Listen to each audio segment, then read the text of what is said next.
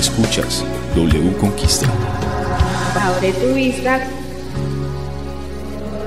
con W Conquista. Muy buenas noches. ¿Cómo estamos? A la temática que vamos a tratar hoy en la reunión Raíces tiene que ver con aspectos fundamentales que nuestro Señor Jesucristo vivió en la cruz en un momento de agonía. Cuando nosotros nos remitimos un poco a la Semana Santa, siempre resaltamos con mucha fuerza, con mucho ahínco, la muerte y la resurrección y la vida de hombres que pagaron un precio muy alto en la vida espiritual. Y retomando un poco el tema para Raíces hoy, miraba lo importante y lo necesario que es a veces pasar por pruebas y dificultades en nuestra vida. Muchos creen que cuando Dios a uno lo pone en pruebas y en situaciones que aparentemente son difíciles, uno no las entiende, uno no las comprende, uno no las asimila, uno ni siquiera sabe por qué le están pasando a uno. Uno a veces tiene que razonar y preguntarse, pero aquel siendo más malo que yo, vive mejor, y yo que supuestamente soy más bueno, tengo que pasar por X y Y situaciones. Y son situaciones que la palabra de Dios y la Biblia nos enseña de cómo se deben manejar. Yo quiero, por favor, que en la palabra de Dios nos remitamos al Salmo 22. El Salmo 22 tiene una connotación histórica muy interesante. ¿Y por qué? Porque este salmo fue escrito hace más de 1000 años. Es un salmo extremadamente antiguo. Es un salmo que nos muestra las mismas palabras que Jesús profesó en el momento de su muerte y su crucifixión. Pero entonces uno podría preguntarse, ¿cierto? Bueno, pero ¿cómo podemos saber si son las palabras de Jesús sabiendo que tiempo atrás también hubo mucho crucificado, ¿cierto? Porque vamos a hacer un símil o comparación de las mismas palabras que Jesús mencionó en la cruz y en un salmo que fue escrito 1000 años atrás. Este salmo cronológicamente fue escrito 400 años después de la época del rey David. Es decir, cuando el rey David escribió el Salmo 22, no sabía ni siquiera lo que estaba escribiendo. No comprendía lo que en ese momento él estaba plasmando en un pergamino. Él no tenía ni idea de lo que iba a acontecer, porque 400 años después es donde se empieza a establecer la crucifixión. Y entonces, históricamente, por lo menos hay un historiador muy famoso en la vida espiritual que se llama Flavio Josefo, describe que fueron por los persas. No se puede concluir que fueron por ellos, pero de acuerdo al progreso que tuvieron esos grandes imperios, dice que los persas o los asirios fueron los encargados de institucionalizar la crucifixión.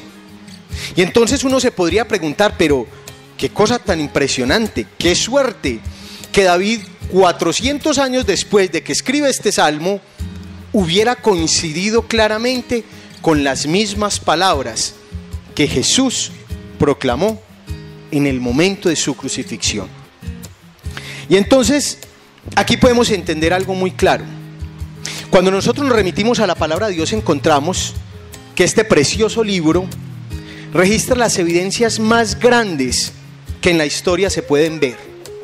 Mire, si usted lo mira filosófica, cronológica, histórica, genéticamente, hablando de la paleontología, de la arqueología, de lo que quiera, la Biblia señala y evidencia que cada uno de los escritos que aquí están condensados son reales. Hoy en día muchos hombres se paran a hablar de teorías que defienden con mucho ahínco, con mucha fuerza, que entregan su vida por una mentira, sabiendo que lo que hablan ni siquiera ha sido comprobado. Déjenme decirles que lo que se profesa y se habla a través de lo que está escrito en la Biblia o en la palabra de Dios es real y tiene evidencia científica. En estos días, programas que nada tienen que ver con lo teológico y lo religioso, mostraban cómo la Biblia hasta el momento, absolutamente todo lo que se profesó miles de años atrás, tiene vigencia y tiene cumplimiento al día de hoy. Que no se ha equivocado en un ápice, que todo lo que fue escrito hoy lo vivimos y es una realidad. Que cuando aquellos primeros hombres se levantaron y hablaron de los postreros días, están mostrando la radiografía de lo que nuestra sociedad, de lo que nuestros hogares y de lo que nuestra propia vida evidencia y manifiesta. No se equivoca uno. Y entonces uno tendría que pensar que tiene que tener más fe el que no cree en Dios que el que cree en Dios. Créame que sí. Yo tengo que tener más fe para pensar que mi vida fue una simple situación histórica, astronómica, geológica, como usted la quiera llamar, a entender que hubo un Dios de amor, creador, que algún día se preocupó por mi vida. Yo tengo que tener más fe para creer en eso, para creer que vengo de un mico, así pueda tener rasgos muy parecidos, así me encuentre en la gente personas que puedan tener cuerpo de orangután, porque no se ha comprobado absolutamente la primer metamorfosis, que de una mariposa salga un ser humano, que un mico haya evolucionado hasta tal punto que sea lo que usted es hoy o lo que soy yo. No se ha comprobado, pero la palabra de Dios sí tiene relevancia. Pero la palabra de Dios me enseña que cuando Dios coge lo viejo, lo vuelve completamente nuevo. Que Dios parte mi vida en dos, que mi vida se convierte en un antes y en un después. Y entonces la Biblia empieza a cobrar fuerza y relevancia respecto a mi propia vida. Algún día cuando tenía que dar un tema en un ayuno, recuerdo hablando sobre los milagros de Jesús, y empezaba a estudiar cada uno de los milagros de Jesús y comprendía algo, que el principal milagro estaba al frente, era mi propia vida, que lo que nunca pensé vivir, ni profesar, ni experimentar a la luz de la palabra de Dios fue una realidad. Y comprendí que el primer milagro y el milagro más importante y más trascendental era el cambio de mi corazón, mudado en un hombre nuevo, con errores, con defectos y con miles de cosas, y mi esposa puede dar fe de eso, pero es la realidad que día a día busco de Dios, porque reconozco la inmensa necesidad que tengo de Él. Entonces vamos a mirar las palabras de Jesús en el Salmo 22, versículo 1. ¿Quién, Orlando, con voz fuerte me lo lee, por favor? Versículo 1.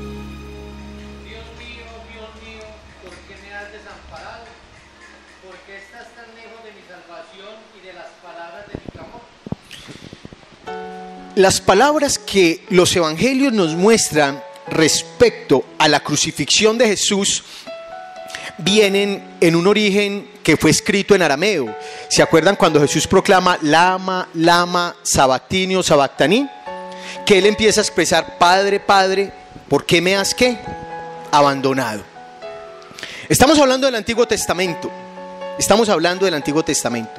Las palabras fueron pronunciadas por Jesús 1000 años después en el Nuevo Testamento. Y aquí ocurre un fenómeno muy importante. Si hay algo que le garantizó a Jesús tener éxito en su ministerio, ¿cuál fue? Que siempre, paso a paso, lo dio teniendo en cuenta que primero estaba ¿quién? Su Padre, ¿cierto? Jesús siempre lo decía, es que el Padre y yo somos ¿qué? Uno. Es decir, antes de dar mi primer paso, Dios lo sabe, Dios me conoce, yo estoy con Él, hay una perfecta relación, mi comunicación con Dios es directa, Dios sabe lo que yo siento, lo que yo vivo, y yo sé lo que siente el Padre. Por eso es que había una perfecta identificación entre su Hijo y su Padre, entre el Padre y su Hijo. Ahí no había ningún problema. El éxito de Jesús no fue simplemente que era el Hijo de Dios, porque dice en Filipenses que Él se liberó, se quitó la potestad de ser hecho hijo de Dios, de ser un hijo sublime para ser un hombre sometido a pasiones, ¿cierto? Es decir, el hombre se despojó de toda deidad, Él vino a la tierra como hombre, y en eso tenía que pasar su prueba de fuego. Y entonces Él sabía que en el momento que se desconectara del Padre, todo iba a suceder. Hay algo que ocurre en la vida espiritual. Hace poco tuve la oportunidad de hablar con una pareja que asiste al ministerio que Dios me ha permitido servir, que es en el PEC, profesionales y ejecutivos cristianos. Recuerdo que hace un año esta pareja tenía deseos de casarse. Esta pareja tenía deseos de contraer matrimonio. Y entonces yo tuve la oportunidad de sentarme con cada uno de los discípulos y luego de manera junta. Y cuando hablé con él le dije, mire, usted no se puede casar. Y usted no se puede casar porque usted es un hombre desorganizado, porque usted es un hombre lleno de deudas, porque usted es un hombre que todavía no ha organizado cosas de su vida. No crea que en el matrimonio las va a organizar. Es más, aquellos que se casan pensando que la felicidad está en el matrimonio se equivocan, porque al contrario, cuando uno se casa es donde afloran una serie de situaciones que uno pensó que ni siquiera tenía. ¿No les ha pasado? A mí es el único. Es una realidad. Claro, es una realidad. Yo me caso y después del tiempo ya empiezan a aflorar situaciones de mi pasado, situaciones de mi herencia, y a mi esposa igual. Eso ocurre en todos los matrimonios. Y entonces ahí es donde viene una serie de conflictos en donde la gente dice, ya no voy más. Y usted no lo puede hacer. Primero tiene que organizar su casa antes de pretender organizar la de los demás. No, líder, yo ya todo eso lo tengo cuadrado. Bueno, luego hablé con ella. Usted no puede casar porque tal. No, y nunca quisieron hacer caso. Listo, se casaron. Crónica de una muerte anunciada. Crónica de una muerte anunciada. El problema no es de Dios, el problema es mío. Y entonces cuando revienta la olla a presión, cuando salen a flote los problemas, viene él, que ya no es mi discípulo porque ya asiste a otro ministerio, a decirme, ¿y ahora qué hago? Y yo le dije, mi hijo, eso es problema de su líder, mío no es. Usted no me puede poner a bailar ese trompo en la uña, porque usted tiene que asumir las consecuencias de sus decisiones. ¿Qué es lo que busca el discípulo cuando no quiere escuchar la voz de su líder? Que en el momento que sucede la situación de conflicto, el líder sea el que le resuelva el problema. ¿O me equivoco? Entonces quieren ya decir, ay, la embarré, ¿ahora qué hago? No, el problema es suyo, perdóneme. El problema es suyo, porque usted fue quien tomó la decisión y ya usted tiene que asumir las consecuencias, porque un matrimonio no es un juego. Y le dije, es problema de su líder. Pero entonces, el éxito en mi vida está en ¿qué? Dios lo enseña en su palabra, que yo escuche la voz de mi profeta, porque dice que seré ¿qué? Prosperado. Jesús tenía conocimiento del Antiguo Testamento. Él sabía que en el momento que se desconectara con el Padre, él podía fracasar. Pero aquí ocurre un fenómeno muy importante. Él le dice, Padre, ¿por qué me has ¿qué? Abandonado?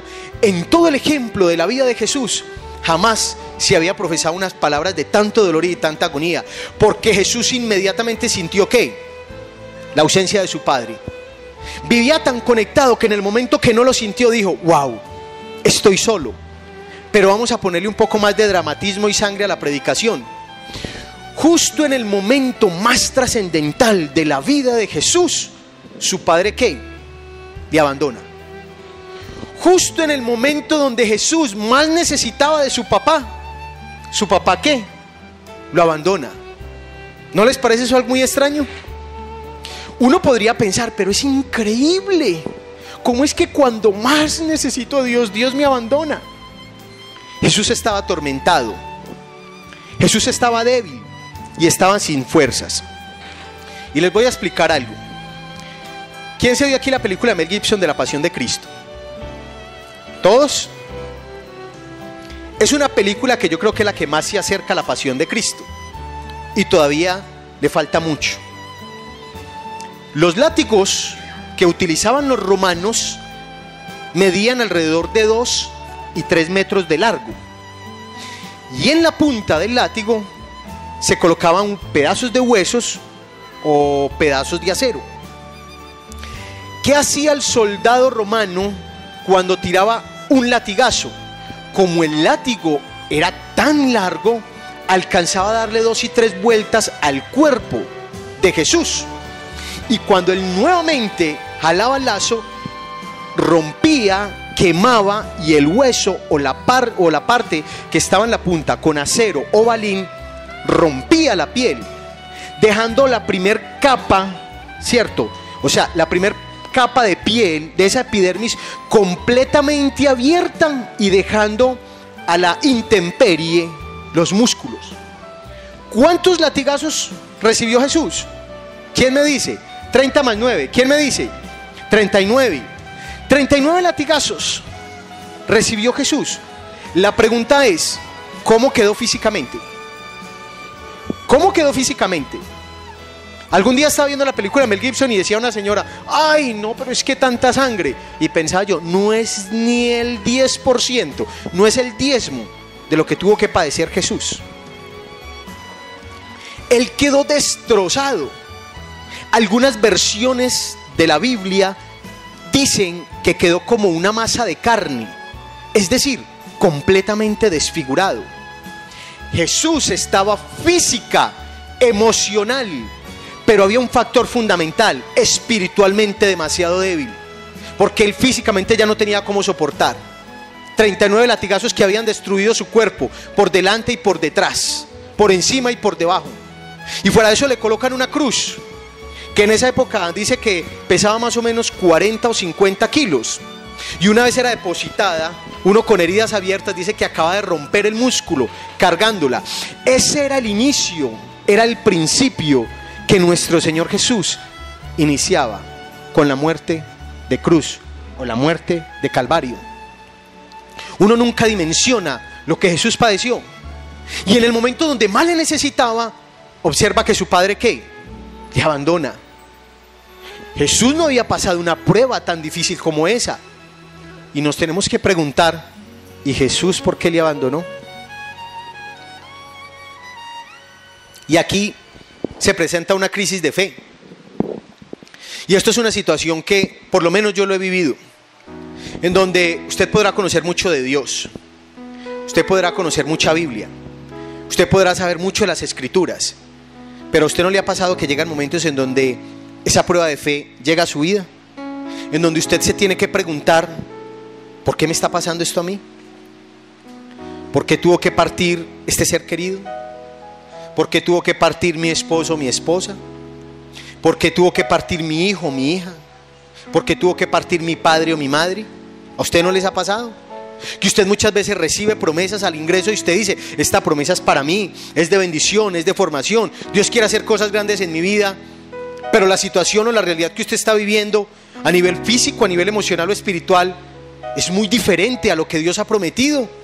Yo he entrado en crisis de fe y aprendí a través de una situación que tuve que vivir, que muchas veces nos enseñaron acá. Usted a Dios nunca le pregunte ¿por qué? Sino ¿qué? ¿Cierto?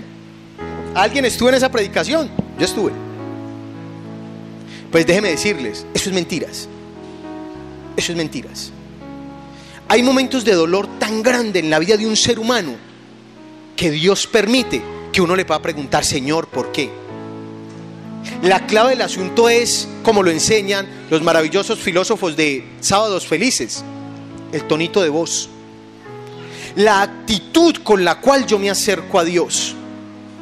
Yo no puedo pretender decirle a Dios, no Señor, ¿por qué? Sino ¿para qué? Cuando mi corazón está completamente destrozado. Hay momentos de dolor donde yo le puedo decir a Dios, Señor, ¿por qué estoy viviendo esta situación? Y es diferente a decirle a Dios, oiga, ¿y por qué yo? Estoy preguntando lo mismo, de un tono diferente. Dios permite hacerlo. Y la palabra de Dios nos lo enseña, ¿saben dónde? En Job 3. Job es uno de los libros más antiguos de la Biblia. Lo que pasa es que por la interpretación que utilizan los códigos de la traducción judía, lo colocaron en Job, antes de los Salmos, pero Job dice que es tan antiguo como el Génesis. Es decir, es de los libros más antiguos que presenta la Biblia. Vámonos rapidito. Job 3. Resulta que la palabra de Dios empieza a describir cómo Dios encuentra a Job. Le dice, varón justo, perfecto, ¿cierto? Temeroso de Dios. Qué rico que Dios pensara eso de mí. Y en Job 3, Job empieza a mirar al cielo y decir, bueno Señor, yo soy justo, temeroso, apartado del mal, y se me acaba de morir la esposa, pierdo el ganado. La actitud de Job es de reclamación. Y ahí aparecen 3 a 4 maravillosos filósofos, ¿cierto? Los amigos de Job. Y le dicen, ¿sabe qué le pasa a Job? Es que su pecado, hermano, su pecado es el que lo tiene así. Pasa que uno siempre que está mal aparece el sapo. Vea, es que ¿sí o no? Eso ocurre. Pero lo importante del asunto es que Job le reclama a Dios y Dios aprende a responderle, porque la forma como lo hace es de una manera reverente. Señor, ¿por qué estoy viviendo esta situación? Ayúdame a salir de ella, yo lo necesito. La primera exclamación de Jesús es: ¿por qué en el momento más importante de mi vida tú te has alejado de mí? Ahora, vámonos, porque si no, versículos 6 y 8 de Salmo 22. ¿Quién, Jaime Suárez, me lee por favor el versículo 6 y el 8 del Salmo 22?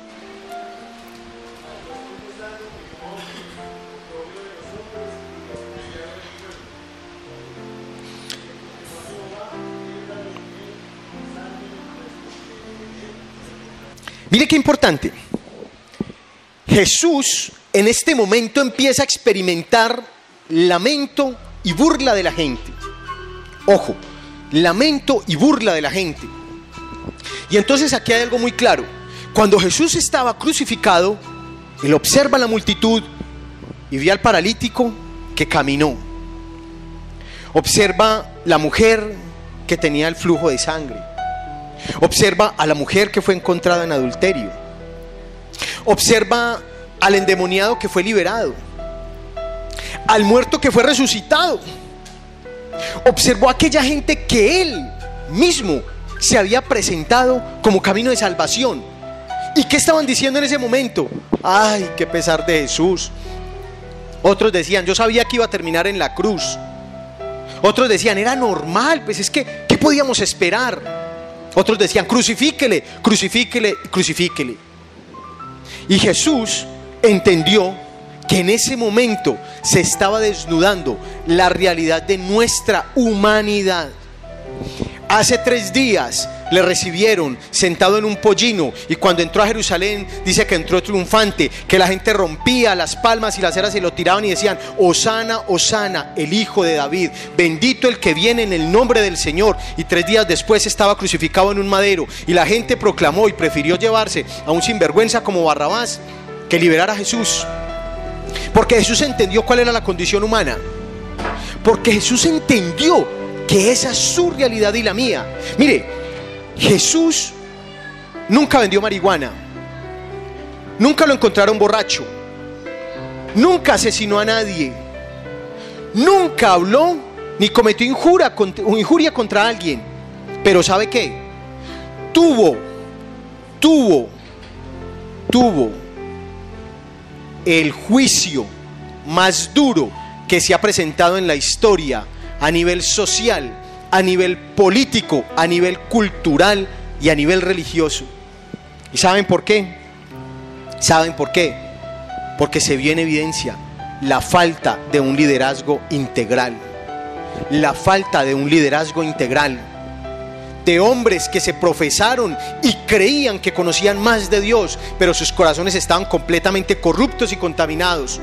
Por eso a la gente no le gusta buscar de Dios, porque cuando yo llego a la radiografía de la Biblia, yo me confronto con quién soy y me voy dando cuenta que yo no soy tan lindo, yo no soy tan bueno, yo no soy tan santo y yo no soy tan puro. Y la gente no quiere entender eso, porque la gente sabe que está mal, y usted le puede presentar a Jesucristo como el único camino, y la gente dice: no, más bien ore por mí, que sabiendo que están mal. No quieren, porque la luz, es más, ¿por qué el lampón tiene que buscar la oscuridad? Para que no lo vean. Por eso cuando se encuentra la luz les molesta, por eso les molesta. Y mucha gente, cuando se encuentra la luz de lo que la palabra de Dios me enseña, no nos gusta mucho la radiografía. Por eso cuando yo a un discípulo tengo que decirle la verdad y decirle: mira, lo que estás haciendo no está bien, y eso no te trae bendición, prefiere decir: no, yo me cambio de ministerio, no, yo me voy más bien de raíces y me voy para el PEC, no, yo del PEC me tiro para otro lado, no, yo más bien me voy para otra iglesia. Es que el problema no es de nadie, el problema es mío. Jesús aquí evidenció la realidad de un liderazgo completamente corrompido, llevado por sus propios beneficios, y lo que vemos hoy. Yo esta semana pensaba, mirando una situación que ocurría en ciertas zonas del país, y que los políticos siguen robando y robando. Aquí no hay ningún político, ¿no? Bueno, y siguen robando y robando. No lo digo pues porque iba a decir que este es el bueno. Y yo pensaba: qué brutos y qué ignorantes. Piensan que nadie se va a dar cuenta. Pueden que sus cuentas estén llenas y tapadas de plata, pero no saben que algún día tendrán que ir a darle cuentas a Dios. Y cuando Dios empieza a señalarle todas las escuelas que quedaron sin terminar, todos los niños que se quedaron sin educación, todas las familias que aguantan hambres, todos los puestos y toda la corrupción, Dios se las va a cobrar con creces. Qué brutos y qué ignorantes. Piensan que han hecho los golazos del mundo, pero se les olvida que por encima de nosotros está Dios, y que algún día usted y yo tendremos que darle cuenta a Dios de nuestro hogar, de nuestra familia, de nuestro trabajo, de todo lo que tenemos alrededor. Seremos los responsables, y ahí sí no vamos a poder decir, no, es que, ¿cómo te dijera? A ver, ¿cómo te explico, Señor? Es que déjame explicarte nada.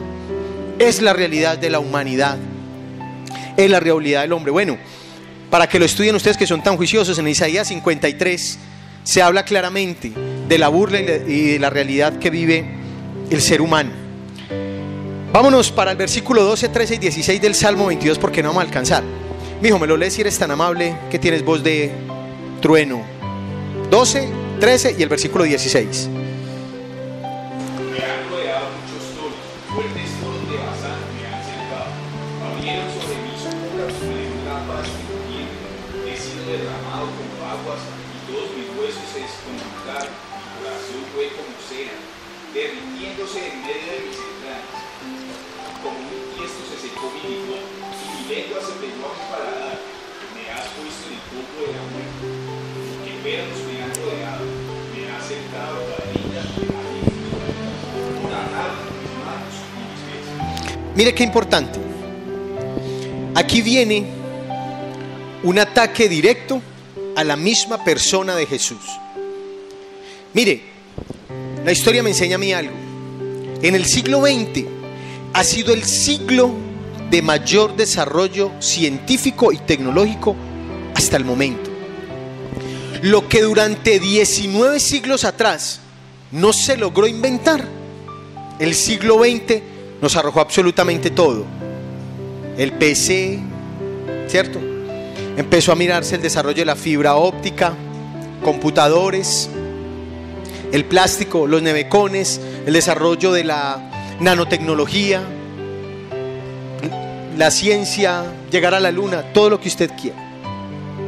Y déjeme decirle que las estadísticas muestran que en el siglo XX murieron 100 millones de personas. 100 millones de personas. Y en el siglo XX fue el siglo donde más ateos salieron al mundo. Son las controversias de la realidad, donde más desadaptados de la vida se pararon a decir, es que no creemos, es que, y hablando en teorías que ni entienden ni comprenden, pero que defienden acérrimamente. Y uno podría pensar, no, pues ahora nos encontramos al borde de la ciencia y la tecnología, de la comunicación. No podemos despegarnos ni un minuto del iPhone porque nos enloquecemos. Entramos en pánico. Miramos qué mensajes y todo el día es uno hasta dormir.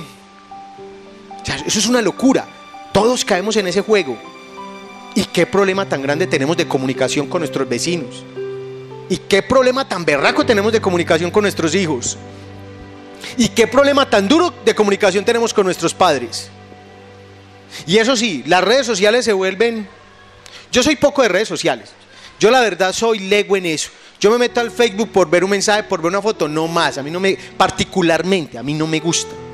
Y en estos días me envió, creo que alguien de acá, bueno, no recuerdo quién, una invitación es que al tal Badoo. Y me metí, y lo primero que sale en la página de Badoo es, ¿por qué no jugamos a tener encuentros íntimos con? Y entonces aparece una serie de niñas muy hermosas para jugar a encuentros. A eso es lo que me lleva a las redes sociales. Un estudio que pude revisar el año pasado, el tips que más divorcios está generando a través de los hogares, ¿se debe a través de qué? Del Facebook. Se debe a través del Facebook. Porque se meten y entonces encuentran a la que fue exnovia yo no sé dónde, se escriben, se llaman y al final terminan, ¿cierto? Nuevamente, sol de verano, las redes sociales. No tengo nada ni en contra de la tecnología, al contrario. Si ustedes me preguntan, ¿una pistola es buena o es mala? Yo digo, depende. Porque si es para asesinar a alguien, grave, pero si es para defender a mi familia, excelente. Depende para qué. El problema no está en el objeto, el problema está en el uso que yo le doy. Porque con un lápiz puedo escribir un poema muy hermoso o le puedo sacar un ojo a un compañero. ¿Y el malo es el lápiz? No, el malo soy yo. Sí, ahí no hay nada que decir respecto a eso. Pero las redes sociales llevan a eso, a que la soledad y los vacíos que la gente está presentando y nuestros jóvenes los tengan que llenar con encuentros. Y en esos jueguitos caen muchos cristianos. Y a jugar y a fulanita y la mejor foto y esto y terminan enredados. Y al final siempre lo mismo. ¡Ay! ¿En qué momento? Sí, ¿en qué momento? ¿En qué momento? Dios lo habló. Tuvo ataque respecto a la persona de Jesús. La gente no quiere seguir a Cristo. Y cada vez que usted lo haga y defienda los principios, usted va a evidenciar lo mismo que Jesús evidenció. No hay ninguna diferencia. Vamos a mirar por último 2 Corintios 4, del 8 al 9.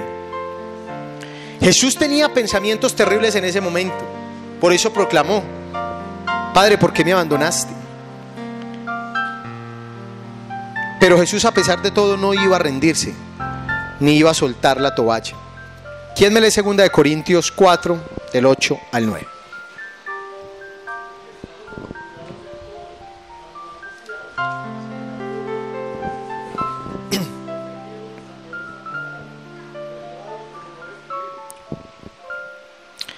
Mire, hay algo bien importante para que vamos concluyendo por qué Jesús expresó eso.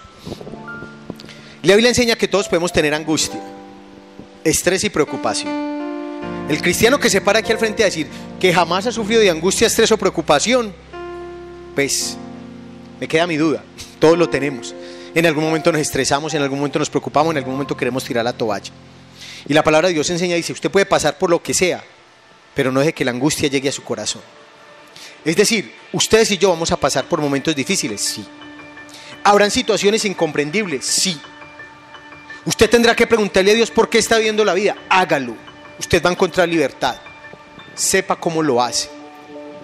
Pero lo importante es que usted entienda que lo que está haciendo lo está haciendo en sus 5 sentidos. Porque alguien se emborracha, dice que para ahogar las penas. Es decir, no quiere afrontar en sus 5 sentidos ¿qué? La realidad que está viviendo. Porque alguien se tiene que drogar, porque no quiere afrontar la realidad que vive. Algún día siempre me pregunté por qué cuando Jesús estaba crucificado y dijo: tengo sed, dice que un centurión de los que le estaban cuidando moja una esponjilla de ¿qué? De vinagre y se lo da. Y haciendo un estudio aprendí algo muy bonito, y es que los dolores más fuertes que puede sentir una persona es a través de la deshidratación, ¿cierto? Dice que cuando el cuerpo no tiene cómo hidratarse, el cuerpo se come a sí mismo. Por eso la persona que está deshidratada dice que los dolores que tiene es impresionante, porque el mismo cuerpo se está consumiendo. ¿Se pueden imaginar el mismo cuerpo comiéndose? O sea, dice que los dolores son impresionantes, que la gente cae desmayada. Cuando le ofrecieron vinagre a Jesús, le están ofreciendo un elemento que su nivel de deshidratación, después de que ya no tenía ni sangre, después de todo el maltrato físico que había tenido, le ofrecen vinagre como para acabarlo de rematar. Y la conclusión teoterápica es muy sencilla, y es que cuando usted tiene hambre o cuando usted tiene sed y le pide al mundo, el mundo sabe qué le va a dar a usted: vinagre. No le va a dar agua, le va a dar vinagre, porque el mundo lo va a acabar de hundir. Aquí la palabra de Dios nos enseña cuál es la condición de nosotros los seres humanos. Hoy decimos te quiero y te amo, y mañana te odio y no te quiero ver. Y segundo, aprendí algo del vinagre. El vinagre en el Antiguo Testamento era utilizado como un analgésico. Y servía era como una anestesia. Entonces, uno no podría concluir con exactitud si el centurión quiso deshidratarlo o quiso decirle: mire, chupes esto para que no sufra más. ¿Ustedes se vieron Corazón Valiente? ¿Sí? ¿Se acuerdan al final cuando la reina le entrega el veneno y le dice: tómelo para que usted no sienta nada? Y cuando lo estén abriendo, ¿y él qué dijo? Que él quería estar completamente lúcido, porque eso iba a mostrar libertad. Y eso pues tiene mucha historia, ¿cierto? De todos los celtas. ¿Cómo se pudo lograr la libertad de todo este pueblo? Jesús hizo lo mismo. Jesús tuvo la oportunidad de decir: ay, si después de padecer tanto, yo me chupo esto y me tranquilizo. Y no lo recibió, ¿sabe por qué? Porque quiso estar en sus 5 sentidos. Porque entendió que no importando la situación, él la iba a afrontar. ¿Y saben por qué la iba a afrontar? Porque aunque su padre le había abandonado, todavía tenía fe en él. Todavía entendía quién era su papá, no se le había olvidado. Y aunque estaba pasando el dolor más grande y por su mente pasaron miles y miles de cosas, aún desde Getsemaní cuando le dijo: vea, si es posible sálveme de esta, Señor. Pero bueno, ya Jesús tenía esa lucha en su mente, que es la lucha que tenemos ustedes y yo todos los días para levantarnos, para buscar de Dios. Pero Jesús siempre quiso estar en sus 5 sentidos. Dios quería la santidad, Cristo quería la santidad de su vida. Y tengo para decirle algo: santo no es ser bueno. ¿Sabe qué significa ser santo? Apartado. Por eso la Biblia dice que ustedes y yo somos santos que pecamos. Y no somos santos porque seamos los mejores, porque todavía tenemos mucha cola. Somos santos porque Dios un día apartó su vida y apartó mi vida. Por eso somos santos. ¿Sabe qué sabía Dios y Cristo en ese momento? Que iba a morir, pero que también iba a ¿qué? A resucitar.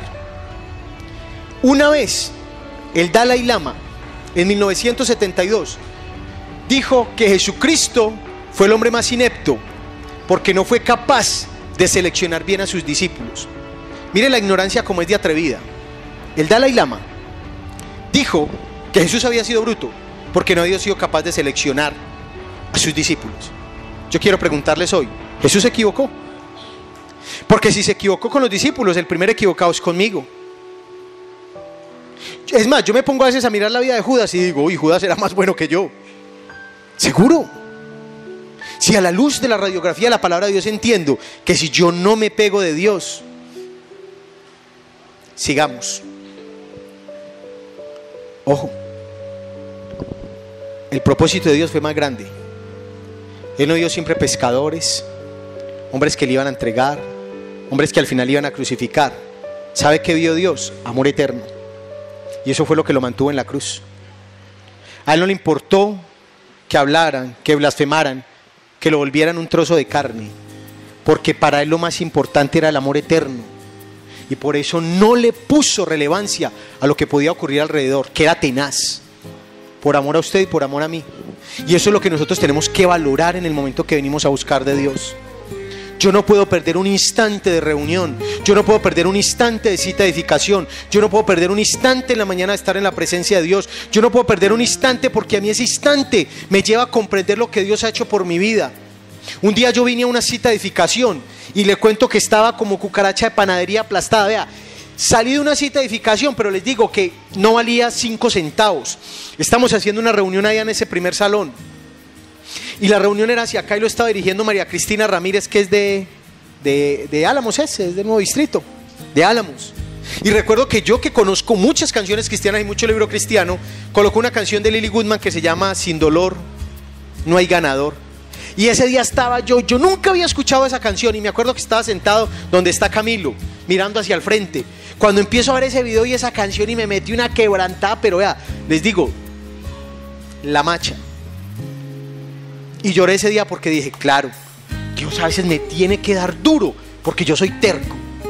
Porque yo soy terco y necesito cambiar. Y este miércoles pasó una situación, yo venía para la reunión, que me indispuso. Y vine como que llega uno, como dicen los pelados en su argot popular, como arrecho, ¿no? Que llega uno exaltado. Y estaba yo, cuando en ese momento la niña que estaba animando acá puso esa canción. Y cuando yo me asomé y vi el video, me tocó quedarme afuera llorando. Porque nuevamente Dios me trajo a memoria todas las cosas que ha hecho por mi vida. Y que no vale la pena que yo todavía siga colocando la mirada en tanta pendejada, cuando lo grande Dios lo ha hecho por mi vida. Y ese día entendí, por eso es que es importante buscar de Dios. Porque si me quedo en la casa, quedo bravo, busco qué fue lo que pasó, al otro día me levanto, mejor dicho. Pero cuando llego a la presencia de Dios, Dios a mí me muestra que tengo que bajar el ritmo, que tengo que bajarle. ¿Saben? Porque Dios abandonó a Jesús en el último momento, porque la palabra de Dios enseña que la paga del pecado es ¿qué? Muerte. Pero la muerte en la traducción hebrea no es que usted deja de existir. ¿Sabe qué es lo que hace la muerte? Según el texto judío, es que a usted lo separa, lo aleja. Cuando Dios mira a su hijo, se dio cuenta que en ese momento estaba llevando su pecado, su dolor y el mío. Y como Dios es santo, no podía mirar a su hijo y tuvo que abandonarle. Pero Jesús tenía claro que iba a resucitar.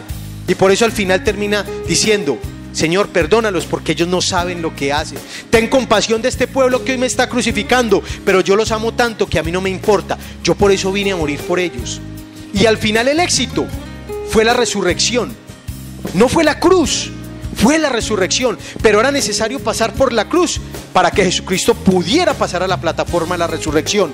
Y el bruto del Dalai Lama pensando que era que se había equivocado en sus discípulos. ¿Por qué? Porque la percepción del mundo es lo que pueden mirar sus ojos, pero Dios ve más allá. Lo que aparentemente puede ser débil para Dios, para nosotros ni siquiera existe. Es decir, Dios lo puede absolutamente todo. Allá se pararon muchos fariseos del Antiguo Testamento y dijeron: Jesús, tú no puedes ser el Hijo de Dios. ¿Y por qué no puedes ser el Hijo de Dios? Y sacaron el Antiguo Testamento y dijeron: porque dice que todo aquel que sea crucificado como una muerte vicaria, muerte de cruz, es ¿qué? Maldito. Y entonces se pararon los griegos en ese momento, donde se estaba levantando la cuna del pensamiento, los estoicos, los fenicios, y empezaron a decir: no, nosotros tenemos dioses como Apolo, Atenea, y son grandes guerreros. ¿Ustedes creen que ellos mandarían a su hijo a morir? Nadie lo podía entender porque era el razonamiento humano. Pero aquellos que lo comprendieron, les dejo de tarea, pueden leer lo que dice Hechos. No lo vamos a leer porque ya vamos a orar. Hechos, bueno, se me perdió. Hechos 3.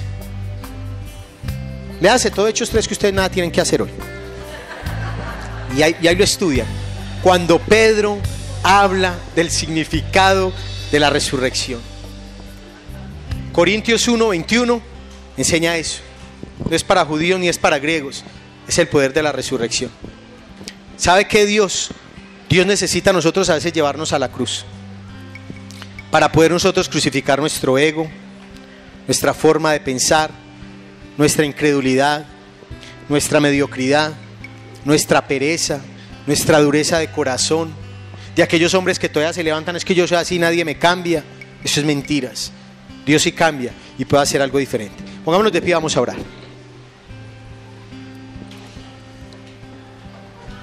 No se distraiga.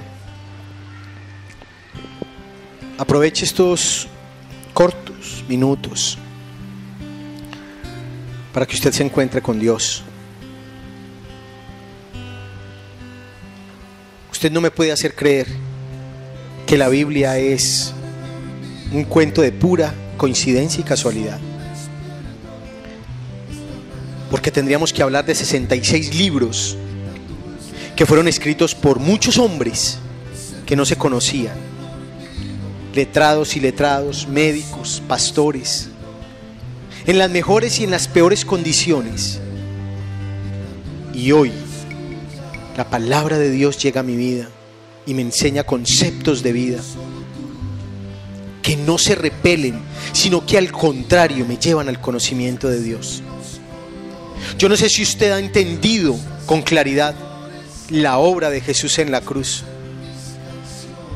Yo no sé si usted ha comprendido lo que Jesús padeció. Y lo hizo porque tenía fe y confianza en su Padre, aún sabiendo que el momento más crítico de su vida lo tenía que vivir en soledad, que su Padre no le podía ver, que Él cargaba el pecado y la transgresión mía y de la humanidad. Pero lo hizo por amor, lo hizo porque tenía claridad, lo hizo porque comprendió que el amor era eterno.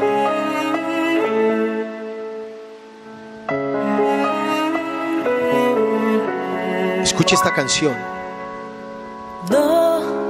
Sin dolor no hay ganador. Nadie ha dicho que esto es fácil. Todo cuesta un valor por el cual hay que luchar, a pesar de tropezar. La vida no es sencilla. ¿De qué importaría ganar? La vida pesa. Si fue tan fácil llegar. Hay muchos problemas. A la meta y al final, ¿qué más habrá? Pero confía en Dios.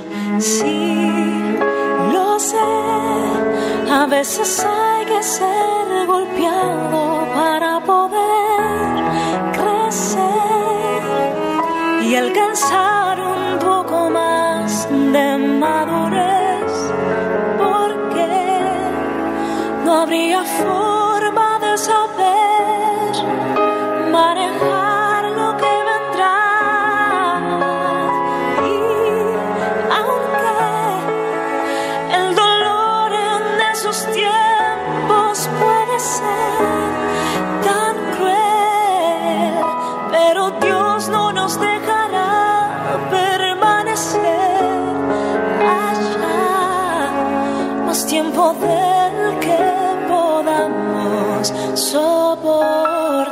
Hable con Dios. Dígale: Señor, estoy cansado de mi situación. Me pesa tanto. No quieres pasar dificultad, pero a veces servirá para despertar el don que dentro hay y salir de la comodidad que te aferra a ese lugar y a la meta con firmeza avanzar. Sí, lo sé, a veces hay que ser golpeado para poder crecer y alcanzar un poco más de madurez, porque no habría forma de saber manejar lo que vendrá.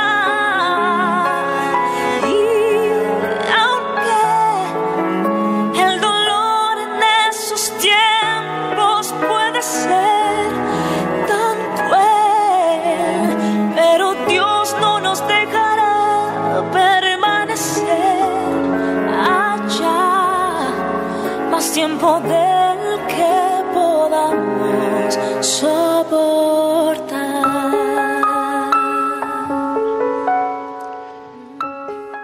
Escuchas W Conquista. Abre tu vista con W Conquista.